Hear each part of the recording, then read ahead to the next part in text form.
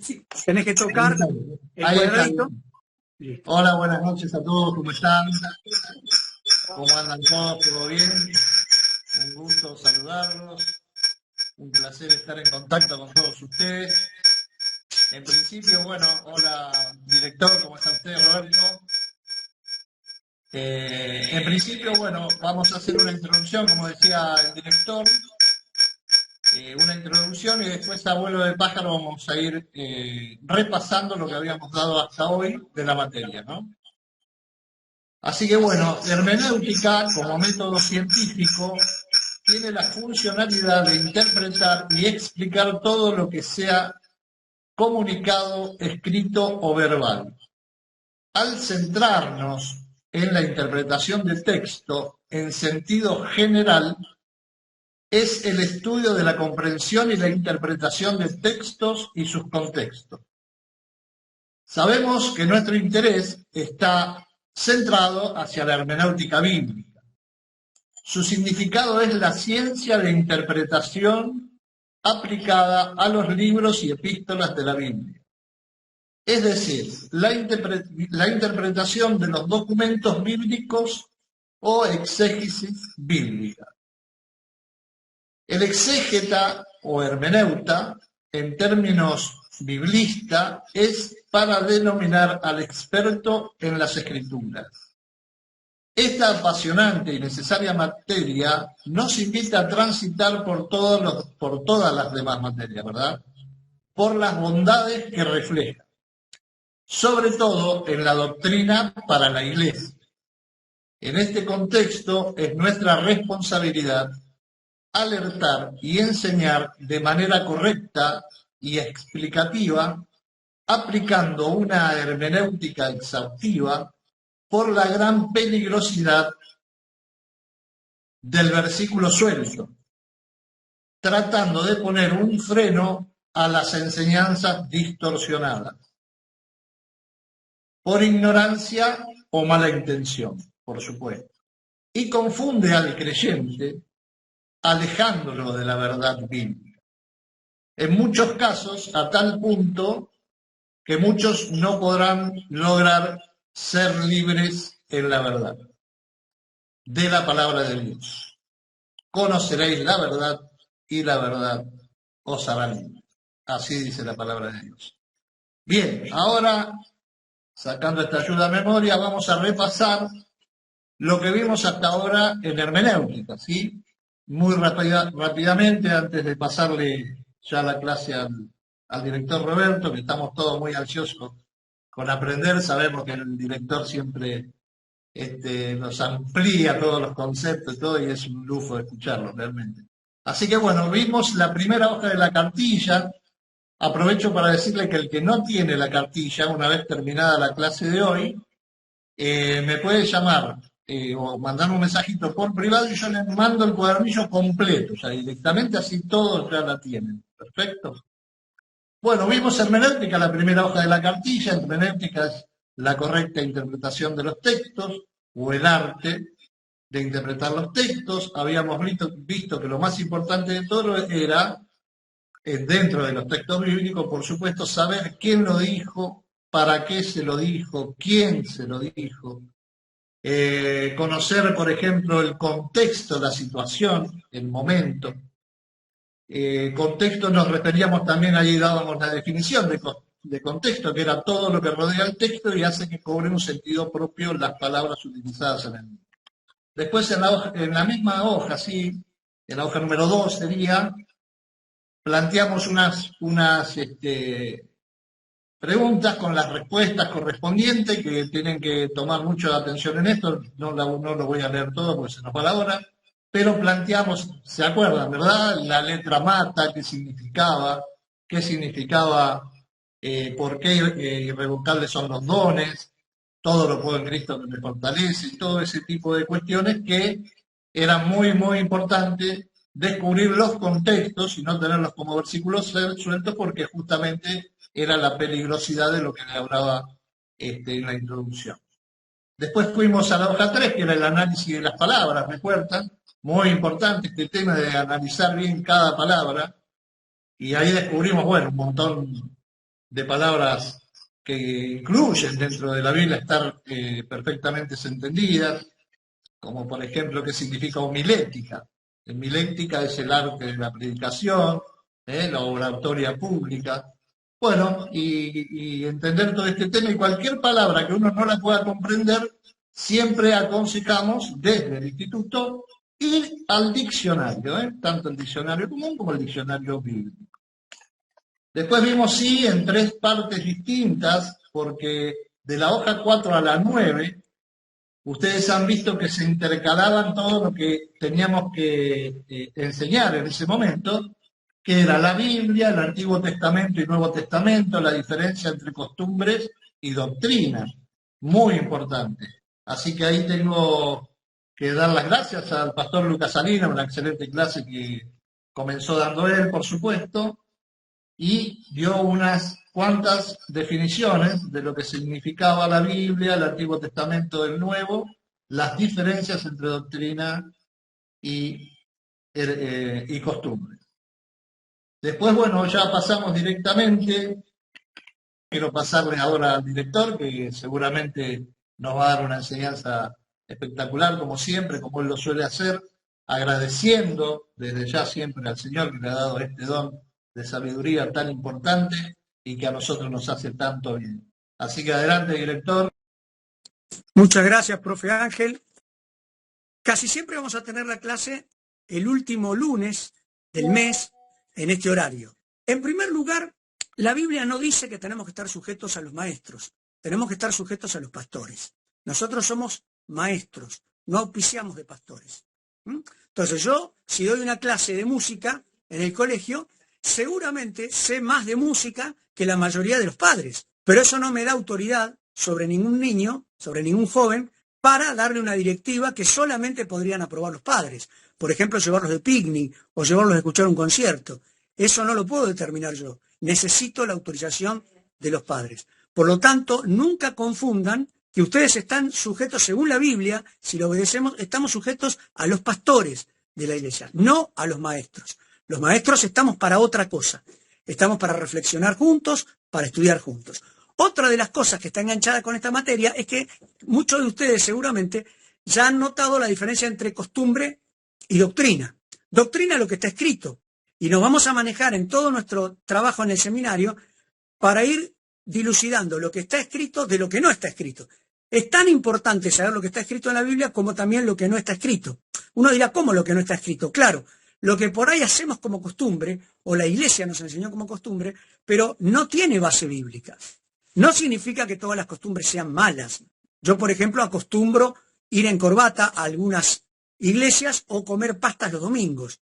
Es una buena costumbre. Lo que yo no puedo hacer es imponerlo como doctrina.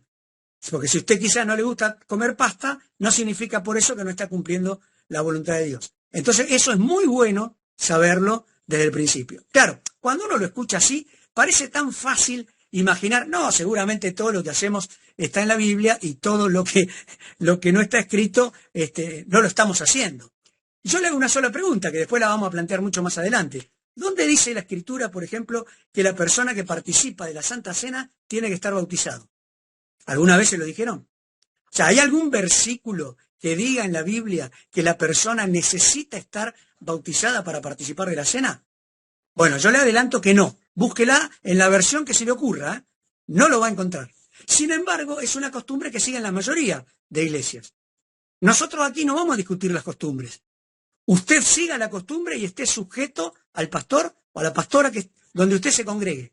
Lo que nosotros tenemos la obligación de enseñarle es lo que le estoy diciendo, que eso no está en la Biblia. No va a haber un versículo específico que diga que una persona tiene que estar bautizada para participar de la cena del Señor. Y así nos vamos a llevar cientos y hasta miles de sorpresas.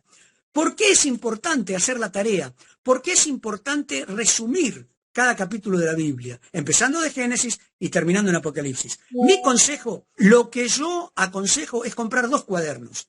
Uno para el Antiguo, grandes, ¿no? Porque le va a llevar varios cuadernos grandes del Antiguo Testamento y varios cuadernos grandes del Nuevo Testamento, ¿sí? Así que tranquilo, igual haga uno y uno. Entonces empiece con Génesis, en uno, Antiguo Testamento, y en el otro, Mateo, ¿sí? Y ahí comienza el orden del Antiguo Testamento y del Nuevo. ¿Por qué hacemos esto? Me imagino que no le es una tortura leer un capítulo de la Biblia por día. Tampoco reflexionar en ese capítulo y a lo último hacer un pequeño resumen. Eso es lo que nosotros queremos que usted logre. ¿Para qué? Para lo que decía recién el profesor Ángel, y usted debe haber leído en la cartilla. No hay nada más peligroso que el versículo suelto. La frase suelta que se nos da como un eslogan y se quiere hacer aparecer en cualquier otro contexto sin conocer el contexto. Y aquí no negamos que el Espíritu Santo pueda darle a alguna persona un contenido más, una aplicación más de algún versículo. Eso nosotros no lo estamos discutiendo. Lo que estamos discutiendo es que primeramente usted y yo tenemos que saber en qué contexto está escribiendo el autor original, el escritor al que le he dado esa cosa. ¿Por qué? Porque está hablando de un tema y nosotros necesitamos saber ese tema. O sea, la primera aplicación, la aplicación primaria de una frase o un versículo, la tenemos que conocer para que no nos vendan un contexto que no existe. Eso, número uno. Ahora, ¿cómo nos curamos del versículo suelto? Muy fácil. ¿Dónde están los versículos sueltos que conocemos? En la Biblia. A la larga, ¿sí? Haciendo toda la Biblia, si usted lee un capítulo por día, ¿qué va a encontrar en ese capítulo? Alguna frase suelta que usted escuchó en otro lado. Ahora, haciendo ese trabajo, ¿por qué es importante? Porque usted no va a venir en el aire y se va a encontrar con la frase suelta. Usted va a venir leyendo el capítulo completo y entonces no va a tener más remedio que reflexionar en qué contexto está dicho eso. Por eso es tan importante la tarea que hay que hacer, ¿sí? Entonces, nos levantamos, oramos, leemos un capítulo de la Biblia por día. ¿Usted qué va a hacer? Leer sistemáticamente cada capítulo de la Biblia, una o dos veces, no les puede llevar más de 10 minutos, no hay capítulos tan largos, ¿sí? Reflexiona sobre ese capítulo y quizás sobre el final del día, ¿sí? Habiendo hecho la meditación sobre ese capítulo, vuelve a leerlo en su casa una sola vez y reflexiona 4 o 5 renglones con sus palabras. ¿Qué le quedó de ese capítulo? Sencillamente es lo que hay que hacer. Pero usted ya habrá leído 2 o 3 veces ese capítulo como para entender perfectamente de qué viene hablando. Y ahora vamos a la práctica. ¿Quiénes hicieron la tarea de, por ejemplo, buscar qué contexto tiene la letra mata? ¿Les suena la frase a ustedes? ¿Alguna vez las han escuchado en alguna iglesia? Algunos sí, otros no. Y en general, ¿para qué se usa? Para hablar negativamente del estudio, de cualquier estudio. ¿Por qué? Porque la letra mata, ¿sí? Entonces, vamos a ver a qué se refería Pablo, si han hecho la tarea, a qué se refería Pablo cuando habla de la letra. ¿De qué está hablando el capítulo? No lo tengo que inventar yo, ¿eh? Si lo leyeron, se hicieron la tarea, entonces leyeron el capítulo completo, el capítulo 3 de la segunda carta a los Corintios. Ese versículo, esa frase, la letra mata, está en el versículo 6. Pero luego usted tiene un contexto. Mi primera pregunta es, ¿la letra mata es una frase literal o es una frase simbólica? Cualquiera, el primero que sepa o que quiera. Simbólica para mí. Muy bien, te felicito. Ahora, ¿por qué simbólico? Porque si fuera literal, yo les preguntaría, ¿qué letra mata? ¿Alguna vez vieron una letra matando a alguien? Ven que empieza a parecernos ridículo el relato, ¿no? O sea, si hubiera una letra que mató a alguien, iríamos a visitar a una cárcel, a una X, ¿no? Que un día se levantó cruzada y mató a alguien y está cumpliendo una condena. Obviamente no es una letra literal. Entonces quiere decir algo esa letra. Quiere simbolizar algo esa letra. Seguramente nos han enseñado por ahí que esa letra significa el estudio, cualquier estudio. Ahora, los que hicieron la tarea, ¿a qué letra, mejor dicho, de qué temas está hablando el apóstol Pablo en ese capítulo? A ver, pueden volver a abrir el micrófono y contestar. Sí, Daniel. Y bueno, habla de la ley de Moisés, ¿cierto? Sí, ese es uno de los temas, pero no empieza hablando de eso. En el versículo 1 tenemos otro contexto. ¿Cuál sería? La elección del pueblo de Israel. No. ¿Alguien sabe de qué tema habla? A ver. Sobre las cartas de recomendación. Muy bien, porque ¿cómo comienza? ¿Se dan cuenta? Los títulos, perdón Daniel, te corrijo, pero todos estamos aprendiendo, no es que está mal, pero si nos fijamos en el título de algo, o de qué viene hablando en otro lugar, ojo porque los títulos no son inspirados, los títulos los pusieron los hombres. A veces están bien y a veces están mal. Para saber el contexto tenemos que tomar nosotros el trabajo de leer la Escritura. Y esta hermana muy bien dijo las cartas de recomendación, porque ¿de qué empieza hablando? Por ejemplo, en Reina Valera del 60, ¿qué dice? Comenzamos otra vez. ¿Qué quiere decir comenzamos otra vez? Quiere decir que ya era un problema que había pasado. ¿Ven cómo se reflexiona estudiando la Biblia? Comenzamos otra vez, ¿a qué dice Pablo? A recomendarnos a nosotros mismos.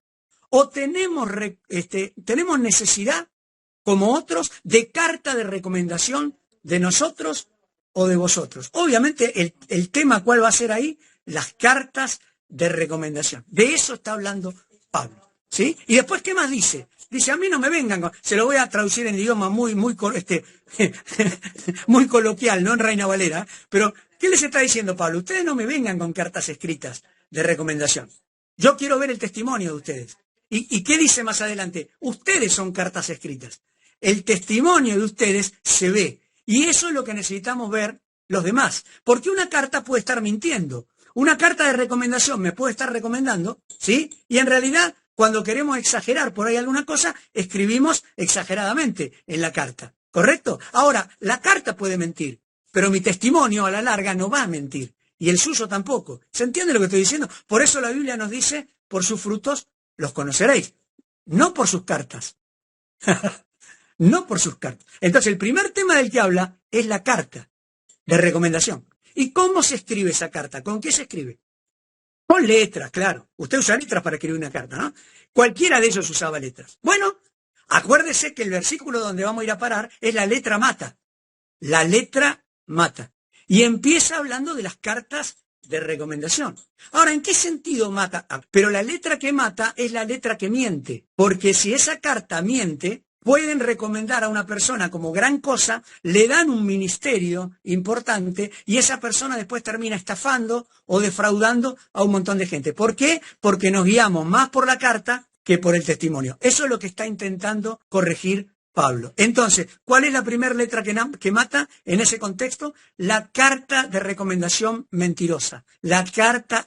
Ahora, ¿usted se imaginaba esto antes de leer el pasaje? Jamás. Nadie habla de esto. ¿Por qué? Porque nadie se sienta a leer el contexto. Y como bien dijo Daniel, y creo que todos estamos de acuerdo, desde el versículo 7 en adelante, el segundo gran tema, ¿cuál es? La ley. ¿Qué ley? La ley de Moisés. Algunos le quieren llenar la cabeza, pero usted entienda bien la enseñanza, algunos le van a querer llenar la cabeza y decir, no, no es la ley de Moisés, es la ley del pecado. Así que es la ley del pecado. La Biblia también habla de la ley del pecado, pero no en este contexto, porque usted debe haber leído ahí que esta ley fue escrita en piedra, fue tallada en piedra. ¿Y qué fue tallado en piedra? La ley de Moisés, no la ley del pecado. A ver, dígame un versículo bíblico donde diga que la ley del pecado fue tallada en piedra. Evidentemente que no. Lo mismo en Gálatas 3:25, cuando nos va a decir el apóstol Pablo, la ley fue nuestro ayo. Ayo era el esclavo que llevaba al niño a aprender cultura, ¿sí? Lo llevaba y lo iba a buscar. Ese esclavo fue la ley. ¿Por qué? Porque nos esclavizó. Eso dice la Biblia. Bajo la ley éramos todos esclavos. Ahora, ¿qué dice? Era nuestro ayo, dice el versículo 25. ¿Para qué? Para llevarnos a Cristo. Gálatas 3:25. ¿Se dan cuenta que no puede estar hablando de la ley del pecado? ¿Cómo la ley del pecado nos va a llevar a Cristo? No podemos disparatar la Biblia para el lado que nosotros queremos. No está hablando de eso, está hablando de la ley de Moisés. ¿Y en qué sentido la ley, esto nos va a costar mucho, ¿en qué sentido la ley de Moisés nos mata? Ahora lo vamos a ver. Si alguien tiene una Biblia, le voy a pedir que esté buscando los capítulos 6 y 7 de Romanos. Porque en Romanos, en el capítulo 6, vamos a encontrar que tenemos que morir a algo. Y usted me va a contestar ¿a qué? El primero que lo lea, ya lo encuentra, ¿no es cierto? Romanos 6. Si usted lo encontró, me dice ¿a qué hay que morir? Según Romanos. Adelante, Daniel. ¿Qué pues diremos? ¿Perseveraremos en el pecado para que la gracia abunde? En ninguna manera, porque los que hemos muerto al pecado, ¿cómo viviremos aún en él? Estamos de acuerdo todos que tenemos que morir al pecado, ¿no? En Cristo, para que el pecado no sea Señor de nosotros. Hasta ahí entendimos todo. En el capítulo 7, ¿a qué tenemos que morir? Porque hay que morir a algo más, ¿eh? A la ley. ¿Cómo sabe que es a la ley? El 7:4. ¿Muerto a qué? A la ley. Empiecen a marcarlo, porque es un versículo fundamental para el estudiante bíblico. ¿A qué hay que morir entonces? ¿A qué nos dice Pablo que morimos? A la ley. Pero yo no quiero morir a la ley. Si la ley es perfecta, la ley es de Dios. En los salmos a cada rato dice, amo tu santa ley. Y es la verdad, es la verdad. Ahora, la Biblia no se contradice. ¿En qué sentido hay que morir a la ley? Morir a la ley acá significa al esfuerzo propio de creer que puedo cumplir la ley. A eso hay que morir, dice Pablo. A eso hay que morir. Después lean todo el capítulo 7 y lo van a entender muchísimo mejor. Dice Pablo en el capítulo 6 que ya la ley, no, el pecado ya nos enseñorea de nosotros. O sea, no es señor de nosotros. Pero en el capítulo 7 va a decir algo que parece que tiene un ataque de esquizofrenia, Pablo. Un día piensa una cosa y al otro capítulo piensa otra. Pero en el capítulo 7 nos va a decir algo tremendo. Él dice por ahí, por el versículo 13, 14, después búsquelo, dice esto. Dice, el bien que quiero, no hago. Pero el mal que no quiero, eso hago. Y uno dirá, pero ¿cómo si es el mismo tipo que recién me acaba de decir que el pecado no se enseñoría más de nosotros? Y ahora que lo puede... No, pero tenemos que entender que Pablo está haciendo ahí la analogía de haber vivido en la ley. Él era legalista, él era fariseo de fariseos, ¿recuerdan? Y confiaba en la ley. De esta manera confiaba en la ley. De la ley del esfuerzo propio, no necesitar a Cristo. Por eso él rechazaba a Cristo y rechazaba a los cristianos. No podían entender esto. Ellos se agarraron de la ley, pero para cumplirla por el esfuerzo propio. Y entonces, ¿qué me cuenta Pablo ahí? Que mientras estuvo en la ley, quería hacer el bien, pero no le salía. Porque había algo dentro que era el pecado, más fuerte, ¿sí? Que no le permitía hacer lo que él quería, sino que terminaba haciendo lo que él no quería. Y entonces, ¿cuál es la solución? Capítulo 8. Ninguna condenación hay para los que están en la ley. ¿En la ley? No, en Cristo Jesús. Los que no viven de acuerdo a la carne, sino de acuerdo al Espíritu. Van entendiendo un poquito, imagínense qué importante la materia Romano, ¿no? Ahora, ¿se dan cuenta por este ratito nada más la importancia de entender bien Romanos y no inventar nada? Y de haber leído capítulos completos, ¿se dan cuenta que yo hablo del 6, del 7 y culmino en el 8? No tomo un versículo suelto o un pasaje y quiero enseñar sobre ese, ¿no? Ahora, ¿en qué sentido la ley nos mata? Porque si yo la quiero hacer con el esfuerzo propio, estoy despreciando la cruz de Cristo. Estoy despreciando el mérito de Cristo. Porque Pablo mismo pregunta también, si todo fuera por la ley, por demás murió Cristo. O sea, está buena la pregunta, ¿para qué va a morir Cristo si yo con mi propio esfuerzo lo puedo hacer? Pero no nos engañemos, como por ejemplo el joven rico. Cuando vino el joven rico, ¿qué le dijo Jesús? Señor, ¿qué de hacer para heredar la vida eterna? ¿Se acuerdan lo que dijo Jesús? Bueno, estamos en la ley, tú conoces la ley, ¿no? Sí, ¿y qué dice la ley? No adulterarás, no levantarás contra tu prójimo falso testimonio. ¿Y qué le dice el joven? Miren la postura del joven, ¿no? Todo eso he cumplido desde mi juventud. ¿Qué quería? Una medalla, ¿no? ¿Qué le dijo? Andá y vendé todo lo que tenés y dalo a los pobres y después seguime. ¿Y el joven cómo se fue? Triste, porque estaba mintiendo. ¿Se dan cuenta? Él creía que cumplía la ley, pero no estaba amando al prójimo como a él mismo. ¿Ven que nos engañamos cuando creemos que podemos cumplir la ley por nosotros mismos? Siempre es con el auxilio del Espíritu Santo. Siempre es con la ayuda de Cristo. Es Cristo el que la cumple en nosotros. Porque ¿qué dice Romanos 3:20? Hablando, ningún ser humano será justificado por la ley. Porque por la ley es el conocimiento del pecado. ¿Sí? Entonces, ¿qué quiere decir esto? Una analogía fácil. Es un termómetro. ¿Vio el termómetro? Sirve para medir la fiebre. Ahora, ¿cura el termómetro? ¿Tiene algún poder especial? No. ¿Vieron cuando tenemos chiquitos y tenemos que salir corriendo al hospital? ¿El termómetro cura la fiebre? No. Ahora, si tiene una angina o tiene dengue o tiene cualquier cosa, el médico va a dar una medicación, ¿sí? Para que baje la fiebre. Pero sin la medicación, el termómetro no tiene ningún poder para bajar la fiebre. El termómetro era la ley. La ley lo único que muestra es qué mal está nuestro corazón, pero no nos cura. ¿Se entiende? Necesitábamos una cura y esa cura la da el sacrificio de Cristo en la cruz. Por fe lo aceptamos y eso empieza a cambiar nuestra naturaleza. Y entonces Cristo empieza a cumplir la ley en mí. Pablo, que era doctor eminente, el más grande de los fariseos, llegó a entender esto y dice en Romanos 3:21, ahora pues, y lo repite 30 veces en las cartas, en sus epístolas. Escuchen esta frase porque la van a ver a cada rato. Ahora pues, aparte de la ley, se nos ha manifestado la justicia de Dios. Que un doctor en la ley te diga eso. Ahora pues, aparte de la ley, hay otro camino. La ley no es el camino. ¿Se dan cuenta? La ley no es el camino. La gracia, la justificación de Cristo es el camino, pero no la ley.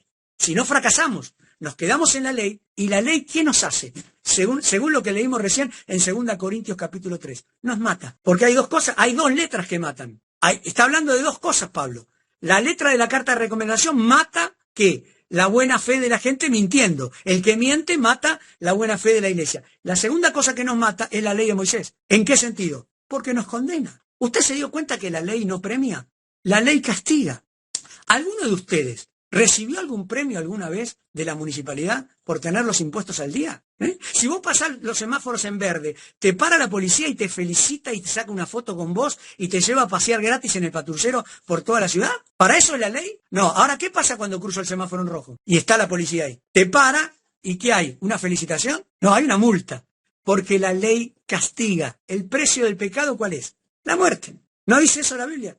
Todos estamos condenados porque la paga del pecado, ¿cuál es? No, Romanos también, ¿eh? La paga del pecado, ¿cuál es? La muerte. Más el don, la dádiva, la gracia de Cristo Jesús, ¿cuál es? Vida eterna a los que creen en Él. Mirá si hay cambio, ¿no? Por eso Pablo está presentando permanentemente la ley y la gracia. La ley es perfecta, cuidado, no te confundas, ¿eh? La ley no es mala, vos sos malo. Yo soy malo. Yo no te conozco a vos, pero sí me conozco a mí. Yo soy malo. Soy absolutamente... Es imposible para mí, estoy muy lejos de poder cumplir la ley. Y por eso Dios tuvo misericordia. Pero yo no soy salvo por cumplir la ley. Soy salvo porque acepté el sacrificio de Cristo en mi vida. Lo único que tenés que poner en la prueba es esto. Porque la pregunta va a ser, la letra mata. ¿A qué letra se refiere Pablo? Esa es la pregunta de examen. A las cartas de recomendación y a la ley de Moisés. ¿Te van a poder decir la próxima vez que la letra mata se refiere al estudio? El otro no te lo hace de malo, ¿eh?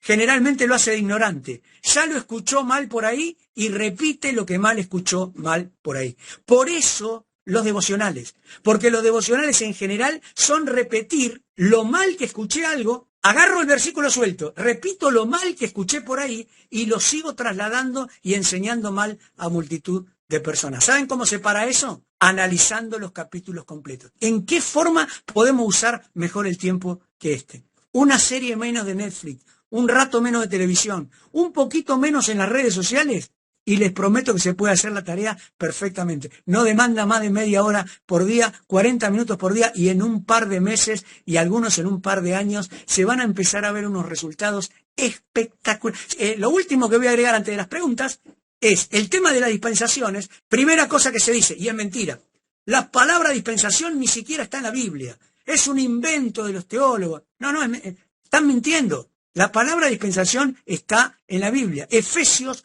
1:10, Reina Valera del 60, ahí se lo leo, dice, para cuando llegara el tiempo señalado, reunieran todas las cosas en Cristo, tanto las que están en los cielos como las que están en la tierra. Bueno, acá tengo la Reina Valera contemporánea, así que acá justo no dice dispensación, pero usted en la Reina Valera del 60 lo que hago es copiar palabras de otras versiones para ayudarme a entender más el texto. Solo eso, ¿eh? La Biblia igual se sigue notando, pobrecita. Ahora, ¿qué dice ahí? Dice dispensación, la dispensación. ¿Y de qué está hablando? De tiempos, de tiempo. Jesús no usa la palabra dispensación, pero hay dos momentos especiales, uno en el Evangelio y otro después cuando el Espíritu Santo le dicta la carta a los hebreos. Yo quiero que analicemos estas dos cosas y con esto termino y damos paso a las preguntas. Miren, número uno, Jesús dice en Lucas 16:16, la ley y los profetas eran hasta Juan. Después lo vamos a tocar en detalle porque hay profetas en el Nuevo Testamento, pero son distintos a los profetas de la ley.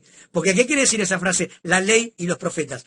¿Qué es lo que desaparece desde que es instaurado el Evangelio? La ley y los profetas de la ley.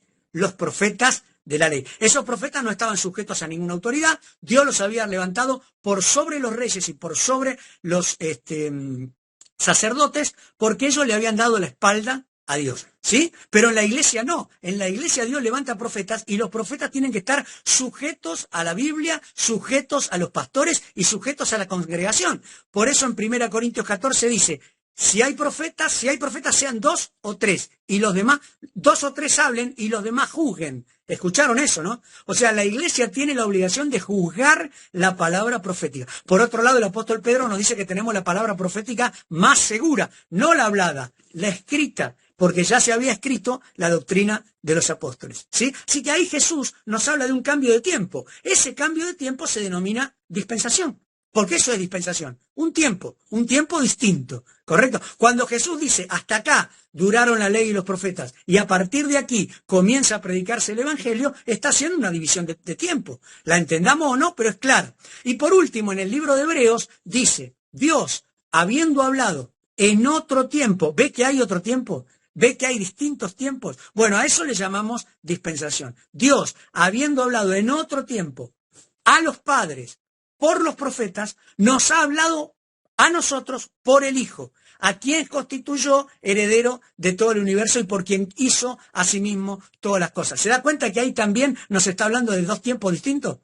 En otro tiempo, Dios hablando en otro tiempo a nuestros padres por los profetas en estos postreros tiempos, y a eso se le llama dispensación, un cambio de tiempo. No lo inventamos nosotros, lo sacamos de la raíz bíblica. Si alguno quiere hacer una pregunta antes de desmayarse, puede levantar la mano y hacer la pregunta. Sí, buenas noches. Mi duda no es sobre la clase porque fue muy clara, sino sobre las tareas. Yo estaba mandando los resúmenes. ¿Tengo que enviar las imágenes de la cartilla? No necesariamente. No necesario. Eso si el profesor, si estás haciendo un resumen en la cartilla, por ahí sí. O por ahí leerlo, mandarlo por audio. El tema es más, no pretende ser obligatoria la tarea. Si ustedes se van a dar cuenta que la tarea es una gran ayuda para ustedes. Lo mismo que participar de estas clases. Participar de esas clases, a ustedes se van a dar cuenta a fin de año que prácticamente no van a tener que estudiar nada. Pero de verdad se los digo, si vienen haciendo la tarea y vienen prestando atención, escuchen las clases, porque siempre van a poder sacarse las dudas en clases como esta. ¿Alguno tiene otra pregunta más? Matías, ¿querías hacer una pregunta? Sí. Con el tema de las costumbres, maestro, vio que en la cartilla hay un ejemplo que dice, cita el ejemplo no de la herejía del moñito y del tema de la corbata, ¿no? Yo al principio lo tomé como un tema por ahí quizá, risorio todo, pero lamentablemente con el tema de la vestimenta es algo que pasa en muchas congregaciones, ¿no? Y mi pregunta es, no sé si está bien orientada o no, usted me corregirá, es cómo podemos defendernos, ¿no? de un tema así, ¿no? Sin caer en la discusión, sin caer en un pleito, digamos, ¿no? ¿Cuál sería el antídoto, digamos, ¿no? Te agradezco muchísimo la pregunta. El problema de esto es la peligrosidad de los temas que estamos viendo. Es como guardar dinamita en el bolsillo. Ahora, o una granada de guerra en el bolsillo. Cuidado con sacarle la espoleta.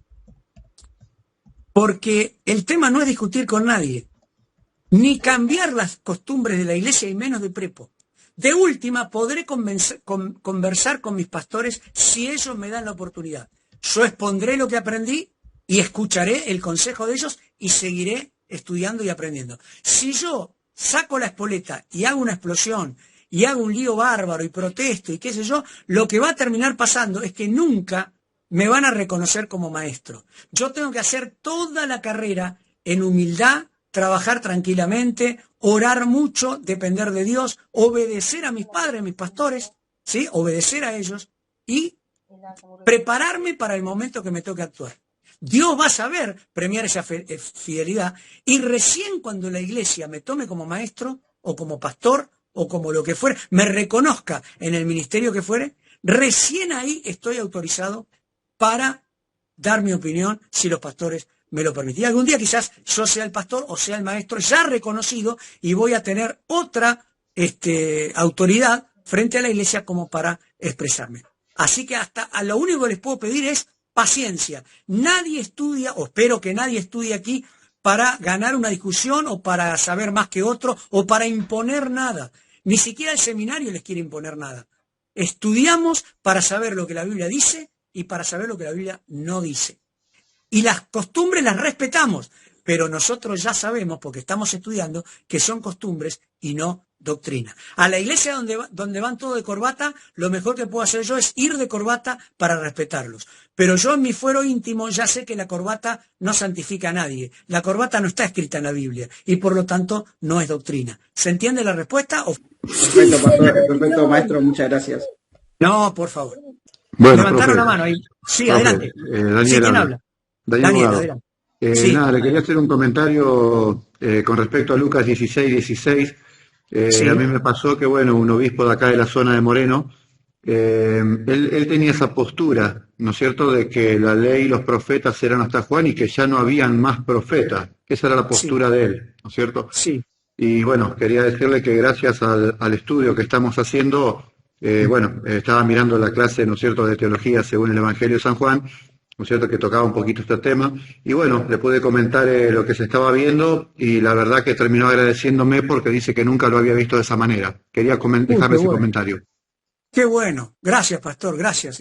Igual nosotros no es que enseñamos que ya no hay profetas. No hay profetas al estilo del Antiguo Testamento, porque en Efesios 4:11 dice que él mismo, y está hablando de la iglesia, que Dios mismo levantó a algunos apóstoles, a otros profetas, a otros evangelistas, a otros pastores y a otros maestros. Quiere decir que esos dones están en la iglesia. Lo que pasa es que ya no como en el Antiguo Testamento. Esa es la diferencia que hace Jesús cuando dice la ley y los profetas, o sea, los profetas de la ley. Otro día lo vamos a ver más en detalle, pero te agradezco. Mira, si encima divulgan este tipo de conocimiento y pueden dialogar con otra gente sin faltarle respeto a nadie, y a alguno les sirve lo que estamos viendo, desde ya no hay premio más grande que nos pueden hacer. Eso es lo mejor que nos puede pasar. Gracias, Pastor Daniel. Hola, buenas noches. Quería hacer adelante. ¿Quién habla? Sí. Cuando estaba haciendo una de las tareas de la materia, me crucé con un versículo en Mateo 23:9 que habla y dice: y no llamaréis Padre vuestro a nadie en la tierra, porque uno es vuestro Padre, el que está en los cielos. Y después con otro versículo que ahora no lo puedo encontrar, no me acuerdo cuál era, decía de que volvió a repetir lo mismo. Y tengo esta duda con respecto a cuando en la iglesia le dicen padre espiritual o algo así a los pastores. Y siempre tuve esta duda porque digo, a ver, si padre espiritual tenemos, o sea, padre tenemos uno solo en los cielos y es nuestro padre espiritual. Entonces, no encuentro ahí la concordancia. No encuentro ahí la concordancia con el pastor. Bien, ese versículo es alegórico, igual que el de la letra, porque si no, no le podríamos llamar padre ni a nuestro padre terrenal, o sea, a nuestro padre físico. Y ese padre sí es padre, ¿o no? Tenemos un padre físico. ¿Y qué dice ahí la Biblia? ¿Que no lo podemos llamar padre?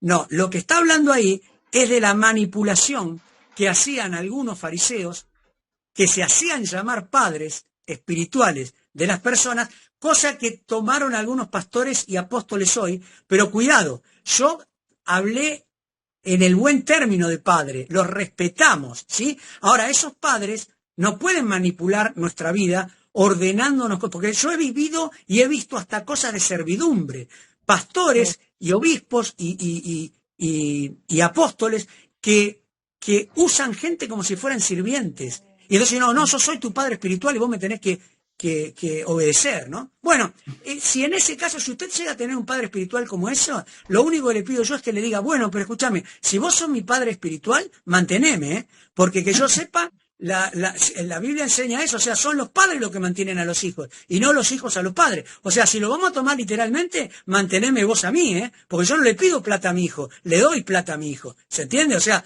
no me venga con cararrotismo, porque es increíble cómo pueden torcer la Biblia así. De eso está hablando, de no dejarse manipular por ninguna persona, sí respetar a nuestros pastores. Lo que pasa es que nuestros pastores no se pueden meter en nuestra vida privada en el sentido de vos tenés que estudiar tal cosa, te tenés que casar con tal persona, tenés que hacer tal materia. No, ahí no tienen jurisdicción los pastores, pero sí para dar consejos y para guiarnos, por supuesto, a los pies de Cristo. Ese es el trabajo de cada pastor. ¿Se entendió entonces que no es literal el versículo, no?